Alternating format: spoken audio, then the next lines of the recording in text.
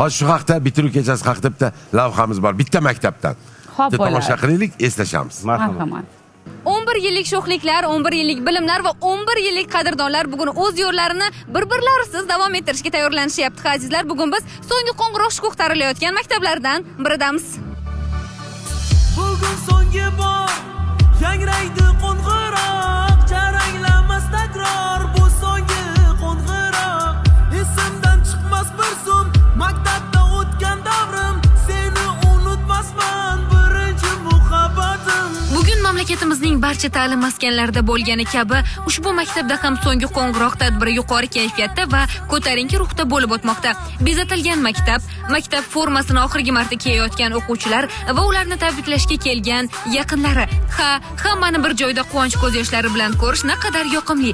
Tadbir davomida ustozlar va o'quvchilar bir-birlariga chiroyli tilaklarini bildirib, kelajak sari ishonch bilan qadam tashlashdi.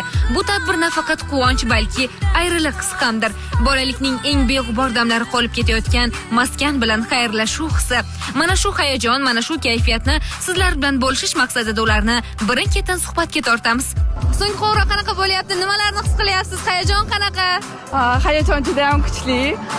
Emotsiyalar umuman boshqacha, chunki o'sha maktab bitirmamizni, hammamizni do'stlar bilan xayrlashamiz. Bu biz uchun juda ham achinarli bo'lyapti, to'g'risi. Og'ir ham bo'lyapti. Kelajakdagi rejalar qanaqa? Kelajak rejalar juda ham ko'p. Xudo xolasa hammani omadini bersin. Hamma o'z niyatiga yetib yursin, xudo xolasa. Birinchi o'rindan o'zimni ustozim Gulzor opaga rahmat kattakon. Shuncha bizlarga erkaligimizni ko'tarib, shuncha o'qitganlari uchun.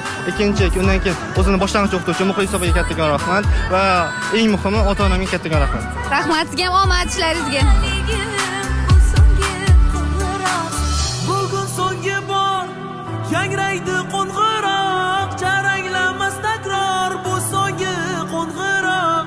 Esimdan chiqmas bir zum maktabda o'tgan davrim, seni unutmasman birinchi muhabbatim. So'nggi qo'ng'iroq yuragimda titroq, xayr bolaligim bu so'nggi qo'ng'iroq. So'nggi qo'ng'iroq yuragimda titroq, xayr bolaligim bu so'nggi qo'ng'iroq.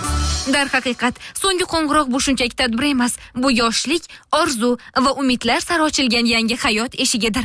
So'nggi qo'ng'iroq kichkina sinflar uchun shunchaki 3 oylik tanaffus bo'lishi mumkin, lekin bitiruvchilar uchun bu juda katta mas'uliyat va juda katta tavakkal. Bugungi kun bilan sizga ham bitiruvchilik onlaringizni biroz bo'lsa eslata olgan bo'lsak, bundan juda ham xursandmiz. O'zingizdan asrashda, bizni esa kuzatishda davom eting.